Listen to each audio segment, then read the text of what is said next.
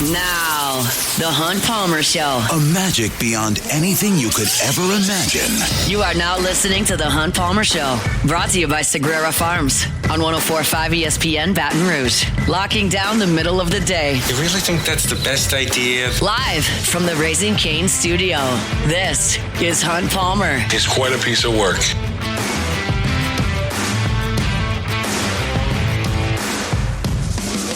Welcome in. Hunt Palmer coming to you from the Raising Cane studio downtown in the capital city on this Thursday, working towards the weekend. Appreciate you hanging out with us. We're brought to you by Sagrera Farms Premium Angus Beef. Jacob Beck, Cassie Spazzali back there on the ones and twos. Lots to do till 3 o'clock today. Should the Saints trade Rashid Shaheed? We've got that information. Well, we don't have that information. We have that opinion coming up in 15 minutes. Chris Blair going to be with us a little bit earlier this week. He's at 1:30. Talking Tigers and Gamecocks. We'll talk a little Saints and Patriots. Tyler Head from 107.5 The Game in Columbia, South Carolina, going to be with us at 2:15 talking Gamecocks. And Luke Johnson, my sworn arch nemesis of the day, is with us at 2:30. You say, why? Well, I have a friendship that dates back almost 20 years with Luke. He's a wonderful man, great at his job, and I love having him on the shows on Thursday. Gives us great information on the Saints. He's also a huge Milwaukee Brewer fan.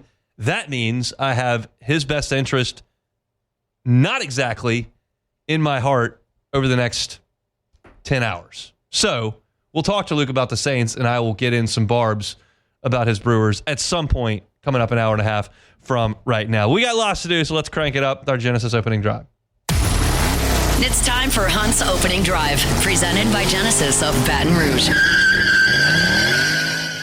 Tigers and Gamecocks coming your way. 6:45 is when, well, we'll kick it 6:55, but your TV time's 6:45 on Saturday night in Death Valley. I've got a piece up at louisianasports.net detailing 3 matchups to watch, and I wanted to kind of get into that as I've had an opportunity now over the last day and a half to really kind of dive into this South Carolina team.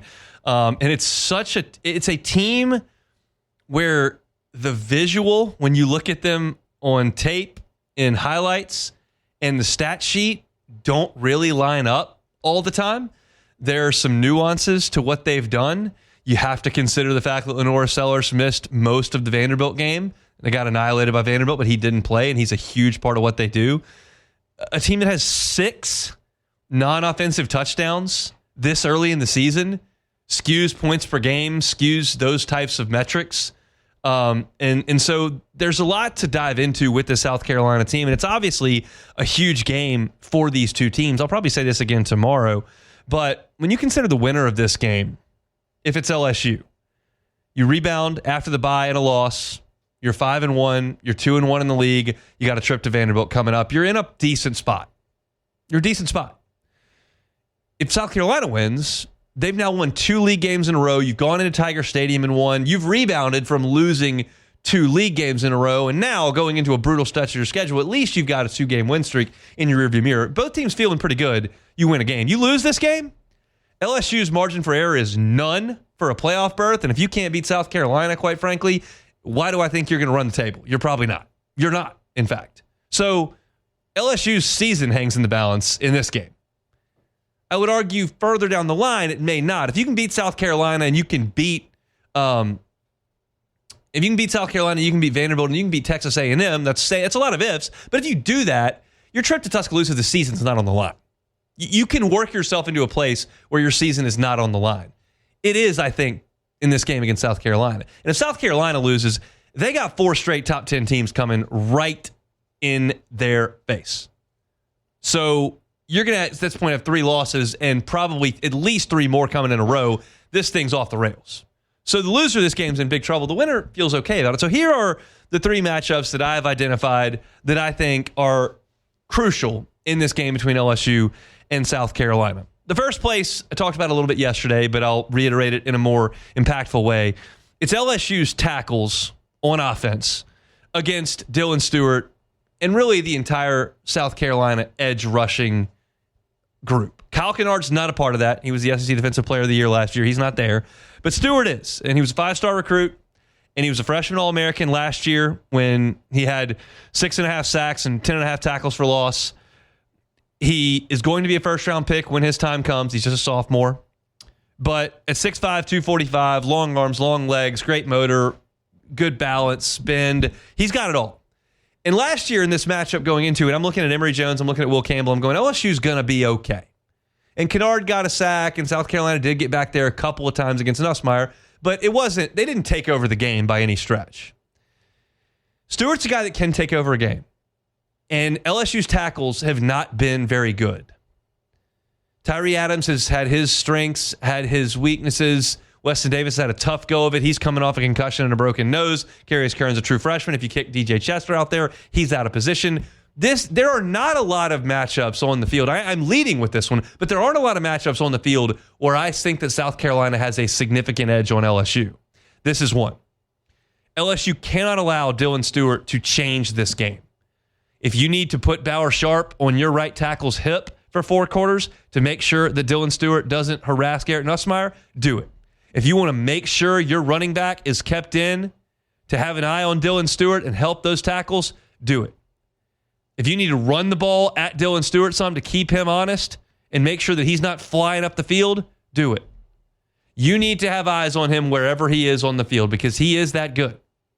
3.5 sacks thus far, 7 TFLs thus far, and you're vulnerable on those edges. You're talking about big plays like a strip fumble, like a forced interception, like a second down sack that creates a third and not manageable that makes you punt. You can't have this guy wrecking the game. This is a huge matchup in this game. Dylan Stewart, edge rusher for South Carolina against LSU's tackles. The second one is not one I highlight very often, but it is worth it here. It's special teams. And you can make your Beamer Ball jokes and, oh, that's a Virginia Tech thing. This is his son. It's not Frank. It's Shane. You seen this South Carolina team? They're not very good. Their offensive numbers are atrocious. Their defense is not what it was last year. Their special teams is making plays. They are changing the game from a special teams perspective. Against Virginia Tech, coincidentally, in the opener, Bakari Swain ran a punt back for a touchdown. The next week, they were struggling against South Carolina State of the MEAC. Bakari Swain runs a punt back. Then, 2 minutes later of game time, South Carolina blocks a South Carolina State field goal, runs it back for a touchdown. They scored 14 special teams points in 2 minutes of action. Now, it's a MEAC team. That's not LSU, but they're capable. They're making those plays. And that's not it.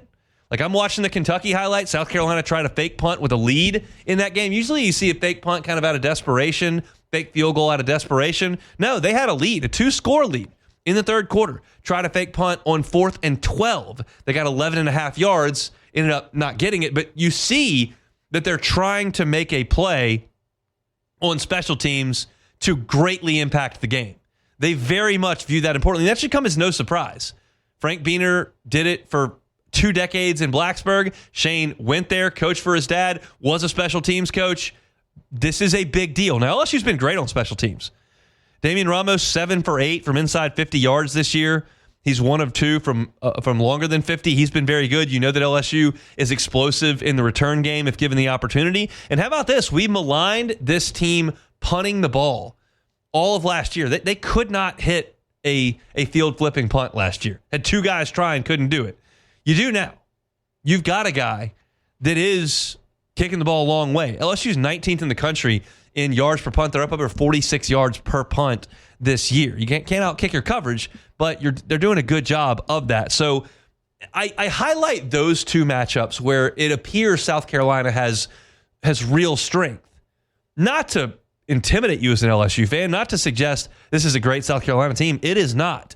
These are the 2 places they may be able to find a significant edge to change the game.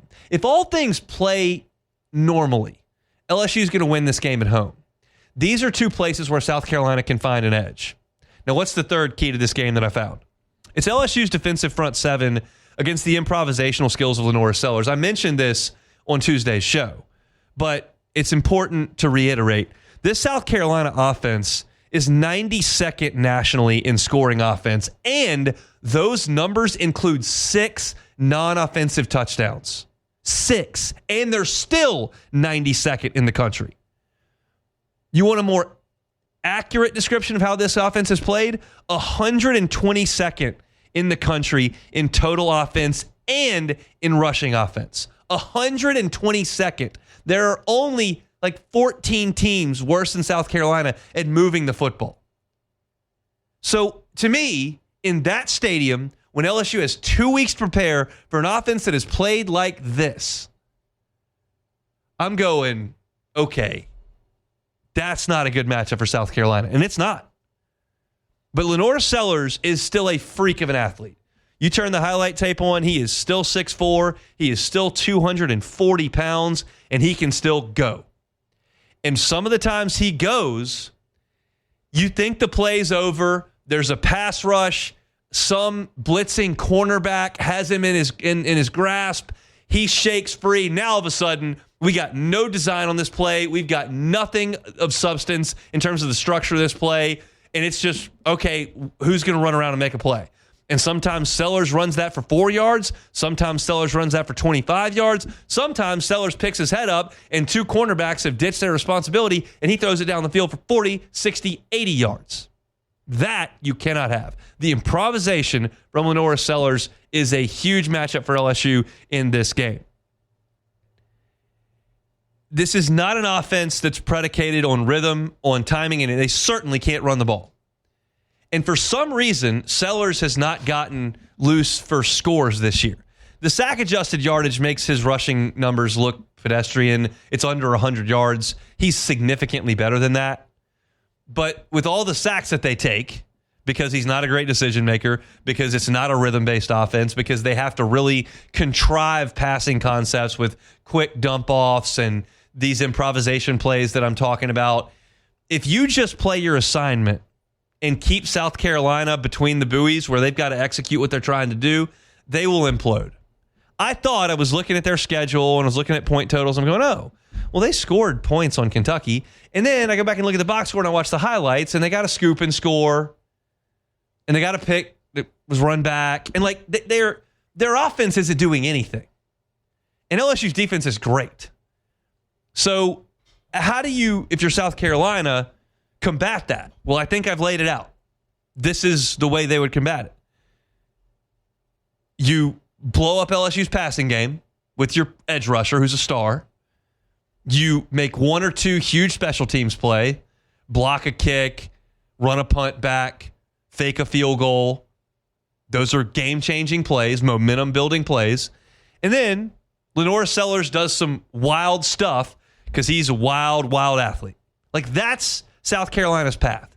If you're talking about, LSU's interior defensive line against South Carolina's interior offensive line, that's a win for LSU. If you're talking about South Carolina's wide receivers against LSU's DBs, that's a win for LSU.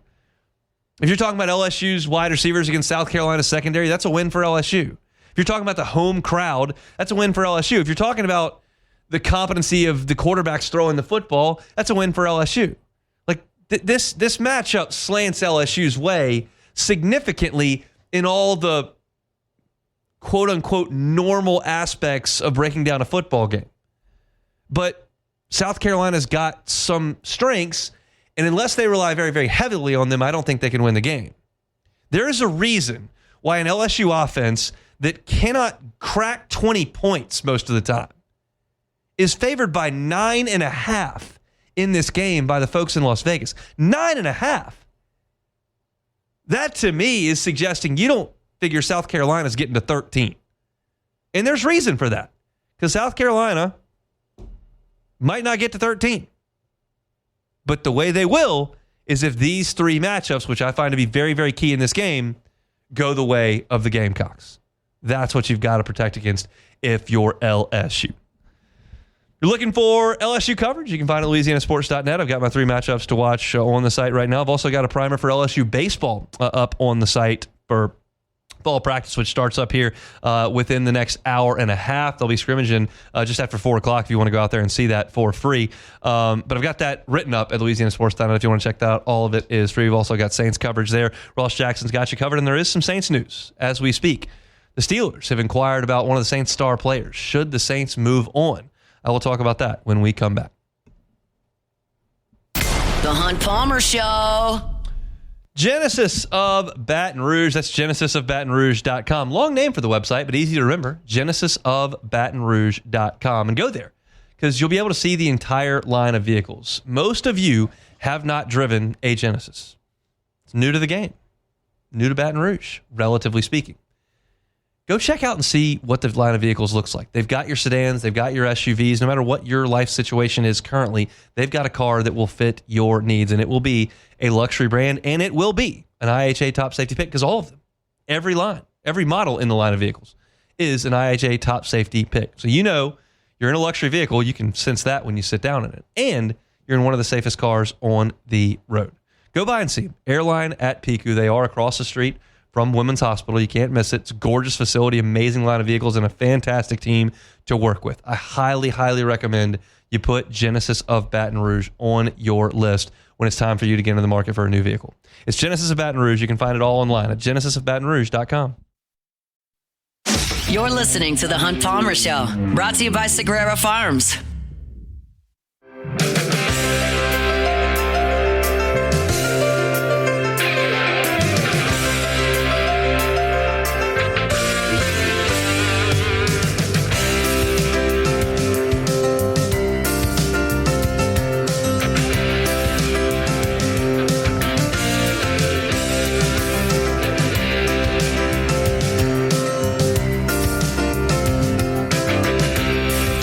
Shows brought to you by Sagrera Farms Premium Angus Beef. Love telling you about Sagrera Farms Premium Angus Beef. And I'll tell you, I ate some last night. I've never cooked a sirloin roast before. Just not something I've ever experimented with. But my gosh, Sean Sagrera dropped some off to us back in the summer. It's been in the freezer. And we decided to pull it out and slow cooked it yesterday. Way good. Awesome stuff. I've told y'all about the ribeyes. It's the best steak I've ever cooked at my house, bar none. I told y'all about the burgers. We've had those. My wife just adores the Sagrera Farms burgers, significantly better than what I've cooked at the house previously. It's just a difference. And if you want to get that prime Angus beef at your house that truly makes a difference in your burgers, in your steaks, in your tacos, however you want to deal with that beef, do things a different way. You've always bought beef probably the exact same way. And you got a lot of questions there, and you understand the prices keep climbing. Do things a different way. Go out to Sagrera Farms. It's within 30 miles of Baton Rouge. You can visit the facility. It's a great time to do that. Weather's cooling off. You can see Sean's process right there. And then you can buy the beef right there. You can bring it home, put it in the freezer, and have some of that tender, flavorful, prime Angus beef. I've told you week after week after week just how good this stuff is, and I'm just making it up. This is objective when it comes to the IMF scores. Prime starts at 9%. You're talking about 12, 15, 17, 19% on this beef on the farm. Top 1% in the country, and it's right here just outside Baton Rouge. So if you want to fill your freezer like mine with some of the best beef in the country, Sagrera Farms is where you need to go. They bring you our Thursday shows each and every week. All right, report out within the last hour and a half from Andrew Filipponi, who is with 93.7 The Fan in Pittsburgh. And he says that back during week 5, their bye week, the Steelers checked in with the Saints about trading for Rashid Shaheed. And this is interesting because the Saints are in a spot where when that phone rings, like, you've got to pick up the phone. When you are in a spot where your roster is one of the least talented in the NFL, you have to pick up the phone. And also, when you analyze a prospective trade like this, which has not been executed and we don't know what the details would be, you have to do so pretty cautiously because every trade is judged based on what you give up and what you get back. When we talk about draft picks, when you were sitting there at 18 and you're saying, well, should you take this safety or this right guard? Like, you understand that you're not giving anything, so it's just a matter of what you think of the player. It's very easy to analyze what's right and what's wrong from a draft perspective. Because, mean, you don't have to be right or wrong. It's your opinion on the matter. We can't really give an opinion on the matter of whether or not they should trade Rashid Shaheed to the Steelers because we don't know what the Steelers are sending back. But here's where I sit casually, just understanding that Shaheed's in the last year of his deal, and he's been your most productive receiver the last year and a half. But you are where you are from a roster perspective. Like, my initial thought is, yeah, take that phone call. Take that phone call and strongly consider it. Now, the offer back's got to be good, but you look at Shaheed and what he's given you, and this was a phenomenal find by the Saints organization. His first year was in 2022, a guy no one's really ever heard of. He gives you 488 yards as a rookie, 17 yards per reception, a pair of touchdowns in 12 games. The next year is a 25-year-old. He gives you 46 catches for 719 yards and 5 touchdowns and truly becomes one of the best deep threats and return men in the NFL. He was a first-team All-Pro that year as a return man. Last year, he got hurt as a 26-year-old, and this year, you're through 5 games. He is your leading receiver, 288 yards, and had the big play for a touchdown last week. And he would be a huge asset as a 27-year-old speed demon for teams contending. Saints aren't contending. Now, if you tell me that the Saints want to bring Rashid Shaheed back for the next 3 seasons, I would certainly be open to that. He's 27, and I looked for some comps with him. I'm not trying to suggest Rashid Shaheed is Tyreek Hill. I'm not. Tyreek Hill was the most explosive receiver in the NFL for about 5 years. But Tyreek Hill led the NFL in receiving yards as a 29-year-old. Last year, he took a step back, as did the Dolphins. Their quarterback situation was a complete mess. But he was just a shade under 1,000 yards last year as a 30-year-old and hadn't really lost a step. Now, we know he suffered a catastrophic injury this year, so that comp doesn't play out. And I can't give you Tyreek Hill as a 31, 32, 33-year-old. But you understand that wide receivers whose game is predicated on speed, which Rashid Shaheed's is, their shelf life is a little bit shorter than somebody that's 6'5", physical, and can play in the middle of the field. So Shaheed, at 27, has a lot of value for a team this year and a lot of value for a team next year for sure. No doubt. If he's healthy, he's going to be one of the fastest players in the NFL this year, next year, and a year after that. Beyond that, who knows? So if the Steelers are willing to part with second or third round pick, maybe in a pick swap, or you give them a 4th or a 5th, absolutely. I highly doubt that's the case. This feels more like a late round selection. And so at that point, you as a front office have to try to gauge what Rashid Shaheed is looking for in his next deal. Because if you're Rashid Shaheed's representation, you understand this is your one and only chance to get a big average annual value contract. It's unlikely Rashid Shaheed at 33 can get a big deal. Like, that's, I'm not saying it's impossible because I can't see the future. That's 6 years down the road. But at 27, 28 years old, there's one chance to strike. And if you're the Saints and you see value in him at a number that you've talked to his representation about, well, you strongly consider that, because I think Rashid Shaheed has 3 or 4 years of really good football in him. And right now he's dirt cheap. He's not going to be moving forward, but he's a guy that I would like to have around. But if you feel like you want to go in a different direction, and that's a position you're not very strong at right now, keep in mind, and getting value for him, I think is something you absolutely look into. There is almost no one on this roster that is untouchable. I'm not in a hurry to trade Taliesin Fuaga. I'm not in a hurry to trade Kelvin Banks. I'm not in a hurry to trade Jonas Sanker. I'm not in a hurry to trade Kool-Aid McKinstry. Beyond that, I'm not in a hurry to trade Eric McCoy. But beyond like that, like, you're looking at a lot of guys who should be fielding phone calls on, because you need assets that can get you young, cheap players. I'm not running to the window to trade Rashid Shaheed off for a 7th round pick. But if you can get a little bit better than that, yeah, I'm open to it. This is one where I am going to sit on the fence, because it's impossible to analyze a proposed trade where you don't know what the return is. But Rashid Shaheed, I can say this with certainty, is not untouchable. You field phone calls about him as trades are starting to heat up. And the NFL trade market is hot right now. There are teams making moves left and right. Browns are active. Packers are active. Steelers are making calls. And the Saints should be listening. And if there are assets that are older than 23 that you feel like you can get significant return back from in draft capital, as we've talked about, your next really good team is a couple years away. Can Rashid Shaheed help a couple years from now? Yeah. Is it absolutely worth your time to take a phone call from Pittsburgh and see if you can't get a middle round pick or something else? Yeah, I would definitely listen to that. I'll give a more definitive take if Rashid Shaheed or someone else is moved and I know what the return is. For right now, I'm open to both possibilities. I am open to Rashid Shaheed, your best wide receiver right now, your most productive wide receiver, moving on. I'm open to trying to re-sign him to a deal that makes sense. I looked at Ted Ginn's reference, and I'm trying to find comps for Rashid Shaheed.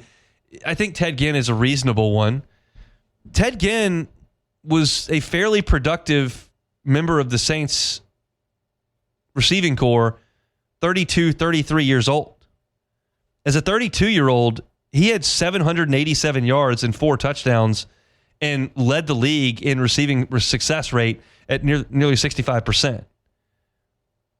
He dropped off after that, but Rashid Shaheed's 5 years from that. He's going to be a really fast, explosive playmaker for the next few years, assuming he's healthy. So there is value in him, although his contract is up. It would be a complicated deal because you have to trade him and another team's going to have to work out a way to extend him. But if they can get that done and you can get more in return from a draft capital perspective, absolutely. You listen to that phone call, and I hope the Saints can get some of that done with some of their key assets. There are guys that are untouchable on this team, reasonably speaking. Somebody knocks on your door for just a ridiculous offer for Kelvin Banks. The only guys in the league that are untouchable are Josh Allen and whatever. But reasonably speaking, you're not going to trade your first-round pick from this past year who looks like a hit. But the guys that are in their 3rd, 4th, 5th, 8th, 10th year in the league, yeah. If somebody wants to call about Alvin Kamara, I'm listening. Rashid Shaheed appears to be in that number with the Pittsburgh Steelers. We'll see what comes from that ultimately. Got a little bit of time to make a trade here in the NFL season. All right, let's step aside. Chris Blair, voice of the Tigers, next. The Hunt Palmer Show. Highland Insurance Group, HighlandIG.com is that website. I've so much enjoyed looking at those national weather forecast tweets that come in my feed and seeing those hurricanes show up that are just veering back out into the Atlantic. That's awesome. I like quiet hurricane seasons. It has been one. But you understand that there's always another hurricane season coming. And I know a lot of folks from a business perspective renew their insurance at the end of December. If that's the case with you, and it's time right now to start marketing that program. And if you need a second set of eyes to make sure that you're covered properly for your renewal, the Highland Insurance Group is happy to do that. They'll make sure that your policy is buttoned up. There are no exclusions you're unaware of. There are no contingencies you're unaware of. There are no improper building valuations or limits that have been sitting for 10 years. Make sure your insurance is right. You pay good money for it. Last thing you want to do is spend a significant amount in premium and then have an uncovered loss. The Highland Insurance Group has gotten clients and kept clients because they make sure that doesn't happen. It's the Highland Insurance Group, Jonathan Carbo and his team right here in Baton Rouge. If you're looking for a second set of eyeballs for your renewal coming up at the end of December, Highland Insurance Group's happy to do it. They're online at HighlandIG.com, HighlandIG.com. This is the Hunt Palmer Show, brought to you by Sagrera Farms.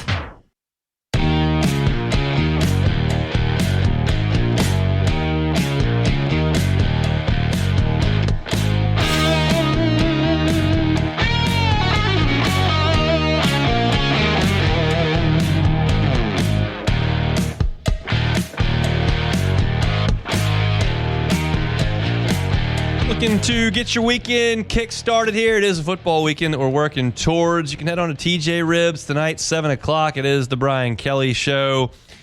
Broadcast everywhere on the LSU Sports Radio Network, but if you want to swing on by TJ Ribs on Acadian, you can do so. Hear the coach talking a little football with our next guest, the voice of the Tigers, Chris Blair, joins us on the Jim's Firearms Hotline. Chris, thanks for the time. How are you, sir? I'm great. Hope you enjoyed the off week. I enjoyed it, but I got to be honest, ready for Tigers to get back to it on Saturday. I imagine a lot of fans feel the same way, and I guess without question, the coach and players are ready to get back out there and really put Ole Miss deep, deep, deep in the rear view. I get the sense they needed this one, not from the perspective of you always want to get back out there after a loss. That's the general consensus from players that I talked to over the years. But they were kind of banged up, Chris, and I'm assuming you're going to talk a little bit about that with Coach Kelly. They needed some time off from an injury perspective after a month of play. Yeah, I've never met a coach, and I've been doing this almost 3 decades, that no matter where the bye week falls in a football season, this was a good time for a bye week. But I agree with you. Again, it's 5 weeks into the season. You got some guys who've been in and out, and you've got guys who are playing actually that are hurt. The difference between playing hurt and injured. So, it would be great to just kind of get re-energized, get closer to 100%, if not above, and again, work on some things. That's obviously what everybody's expecting to see. I think that's why it's going to be a very important game this week, regardless of who the opponent is. And frankly, South Carolina also coming off a bye week, but they had a different perspective. They got their best win of the year, kind of slapping around Kentucky last time out. So you got teams that, in a small vacuum are coming out of their last game feeling a little different. And I think for LSU, it's going to be about what LSU does. And again, do I think there'll be wholesale schematic changes? No. But will I expect to see some differences? Yeah, and I think most people feel that way. The quarterbacks were very much talked about when we were in Atlanta for SEC Media Days in July. They both had great seasons last year from a statistical standpoint, and it just hasn't clicked for either one thus far. Certainly Sellers missed some time with that concussion against Vanderbilt, but they haven't run the ball well. He's got 1 rushing touchdown on the year. Garrett Nussmeier's just offense hasn't quite fired like it did last year. Brian Kelly's talked about that. What do you make of this quarterback matchup? Yeah, it's interesting. I talked to Todd Ellis, who knows a little bit about being a quarterback. He's the play-by-play voice of the Gamecocks, but he still is the winningest quarterback in South Carolina football history. And it's interesting because I think the focus on this matchup is certainly one of the big storylines is the quarterback play because of all the hype you talked about, both for Lenore Sellers and for Garrett Nussmeier. And it was interesting because when I was talking to Todd about, again, the pressure that's put on a quarterback when you don't have the ability to run the football, everybody in the stadium knows or feels like they know, including the opposing defense and defensive coordinators, that, he's not going to run. And Todd said, look, it's similar but different with Lenore Sellers in the fact that, they haven't been able to find anybody else beyond the QB to run the football. They're rotating 4 running backs and have all season long looking for that one to replace Rocket Sanders, who was on the Gamecock team last year. And in the sense, both teams are suffering from everybody knowing the quarterbacks for LSU aren't running enough. But for South Carolina, everybody in the building knows when he's dropping back and when he's going to run the football. So they're trying to get a little more diverse offensively. And I think both teams are looking for that in different ways. But it's putting a lot of pressure on Lenore Sellers to have to throw the football near perfect, be able to get chunk plays running the ball. And then again, if you're Garrett Nussmeier, when you're expected a lot like we saw last year to put the ball in the air, 40, 45 times or more a game because you can't run the ball, I go back to what I've said 1,000 times. When you throw the ball, 3 things can happen. 2 of them aren't good. So you again, every time you put that ball up in the air, you're kind of tossing the dice. I talked a lot in August about Trey'Dez Green, and then in the Clemson game, he scored a touchdown and then drew a pass interference that resulted in another one. Then he got hurt. Now he's healthy. I just sense that there's more there. Do you feel that way? You broke up. What was that? Who Trey'Dez Green, who was so impactful in the game against Clemson, and then he got hurt. Now he's healthy. I just feel like they're going to try to get him the football, I would imagine. Yeah, no, 100%. I mean, he's a mismatch, as we've all talked about for a long time since Trey'Dez got here. And again, you want him to be 100%. I don't know. I don't have any inside information. I'm not sure if he's totally 100%. It was great to see him back out there, obviously, but I mean, he's a weapon you got to go to. And regardless of whether you're South Carolina or whoever else is on the schedule, I mean, a defensive coordinator has to kind of decide who do we want to put the responsibility of guarding a Trey'Dez Green, a freak athlete with his vertical length, his ability to jump, Are you going to go with a linebacker to cover that? Or are you going to, pull in the nickel back? I mean, it's just he's a lot like Harold Perkins to me in the sense that you have to account for him pre-snap on every play. No doubt. Talking with Chris Blair, the voice of the Tigers, LSU, and South Carolina. TV time, 6:45 kickoff, pushing 6:55 coming up on Saturday evening. Again, offensively, do you expect potentially a little bit of a shakeup on the offensive line? I know there have been some injuries both at left guard and right tackle. We've seen some Carius Kern. Do you feel like they're going to move some things around there? Yeah, I mean, I think so. I mean, if you go back to the Ole Miss game, which I'm sure you have, and you've probably talked about it a bunch this week, you were without DJ Chester in the first half for that crazy targeting call. And then again, the play of Kern was really encouraging. And suddenly, it wasn't as if we just necessarily had to put DJ back in there, although he's a great asset because of his swing of availability on the offensive line.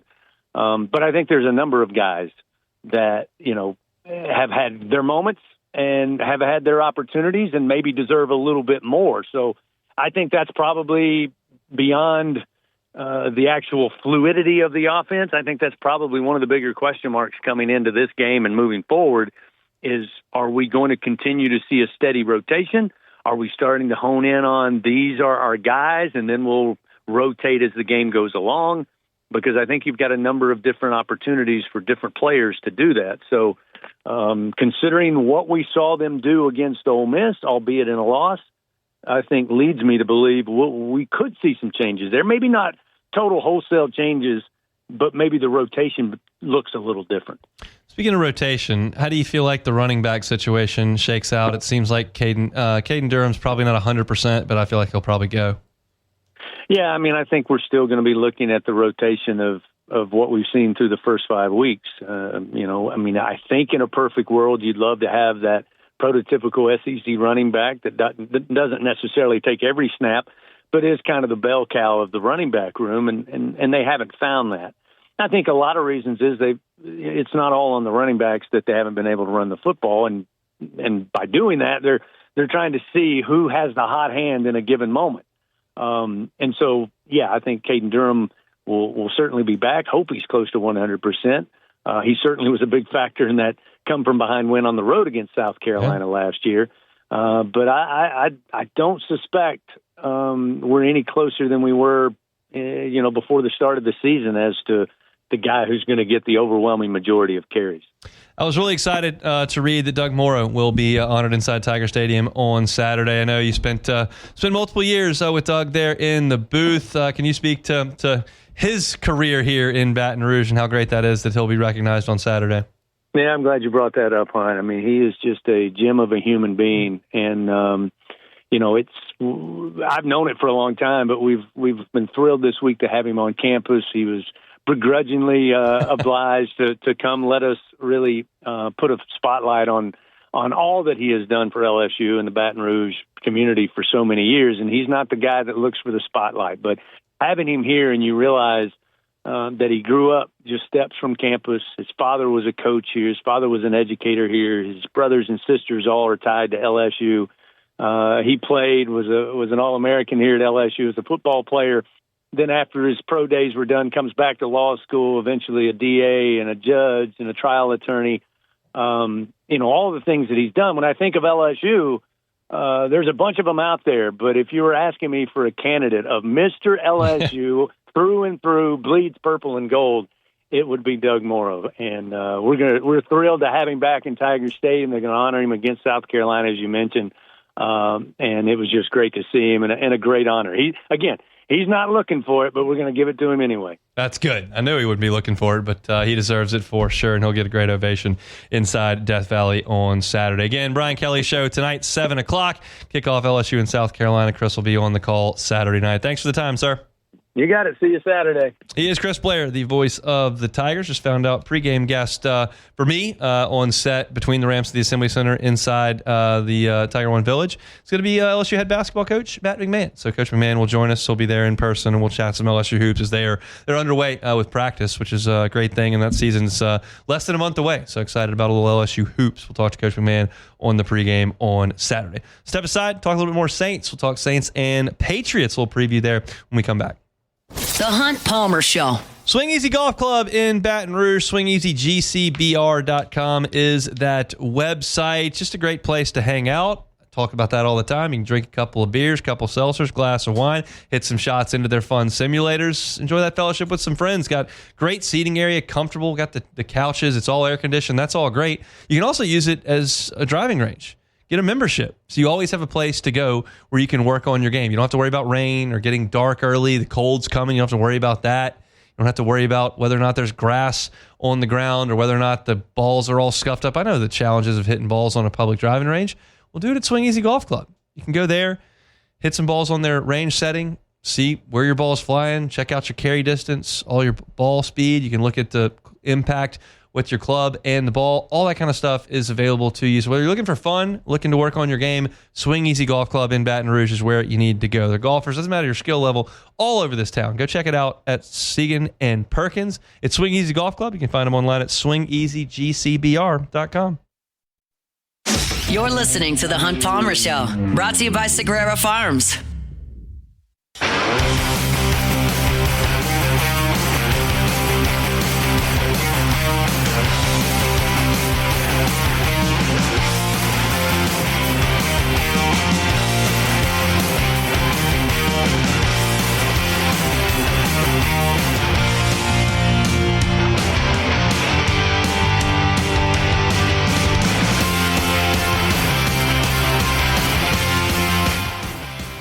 Thursday show is brought to you by Sagrera Farms Premium Angus Beef. Let's close out hour number one. Talking about this matchup between the Saints and the Patriots. You know, when we saw the schedule come out, you didn't figure the Patriots would be a very good football team, and they come out of the gate and they lose to the Raiders 20-13 on their home field. We don't think the Raiders are very good. And you're going, yeah, that's not a very good team. And then they beat the Dolphins, who everyone kind of looked at and were like, that's a Dolphins team that's in free fall, whatever.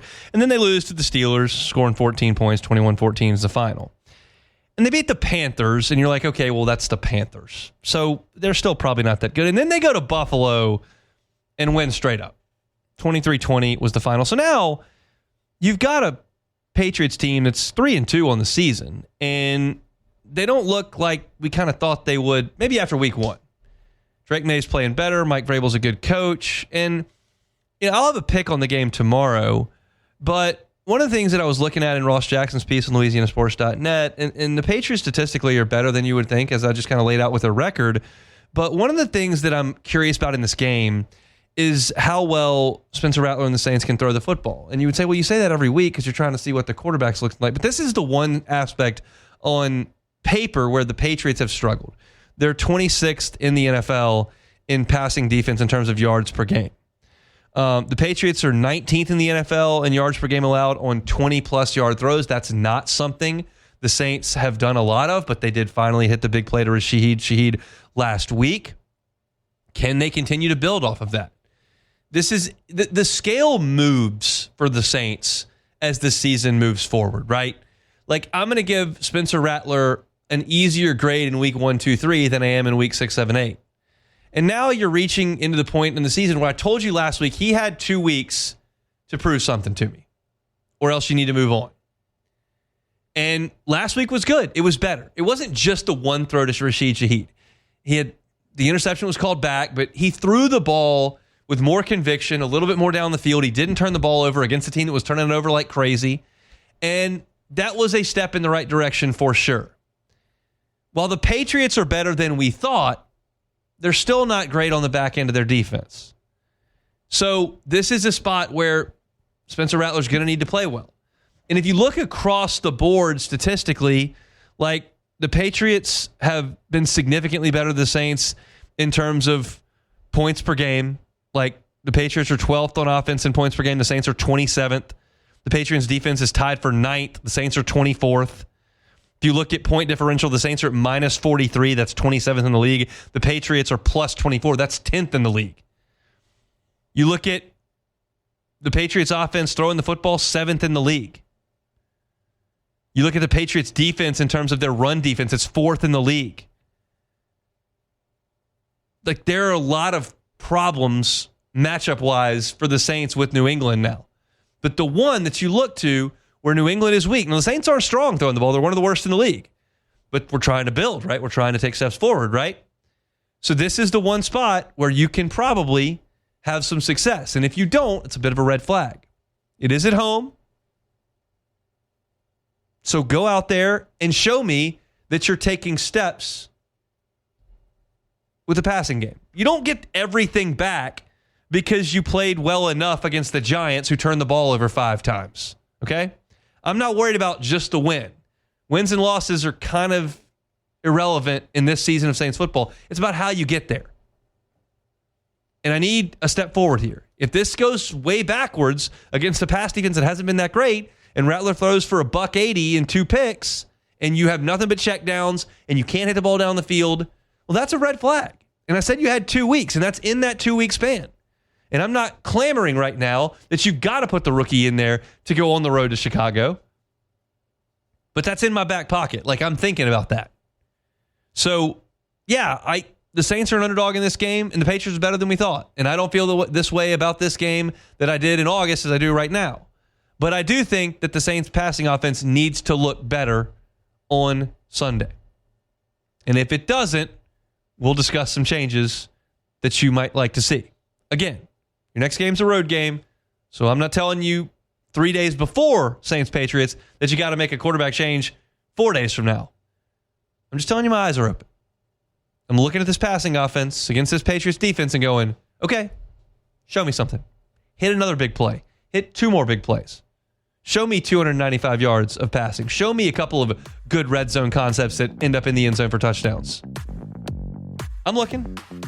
Show me something, Saints passing offense. It's not that good a pass defense with the Patriots. That's it for hour number 1. When we come back, we'll talk some LSU South Carolina, preview the Gamecocks in 20 minutes from Columbia. It's the Hunt Palmer Show. The Hunt Palmer Show.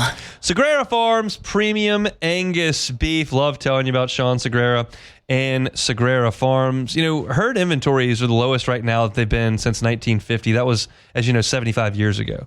Because of that, beef prices are the highest that they've been. They're 20% north of what they were just in the recent past. Drought is an issue. You're talking about ranchers going out of business. There's a lack of ranching. So that beef demand is up. Prices are up. The prices at Sagrera Farms have not changed in 3 years, and there's no plan to change them. So if you want to load your freezer up and not have to go pay those exorbitant prices for beef week after week after week, contact Sean Sagrera. Go visit Sagrera Farms. It's fall. Weather's cooling off. It's a great place to go. See the operation. This is top 1% beef in all the United States, and it's just outside Baton Rouge. Do beef a little bit differently. Do it at Sagrera Farms. They bring you our Thursday shows. It's Sagrera Farms.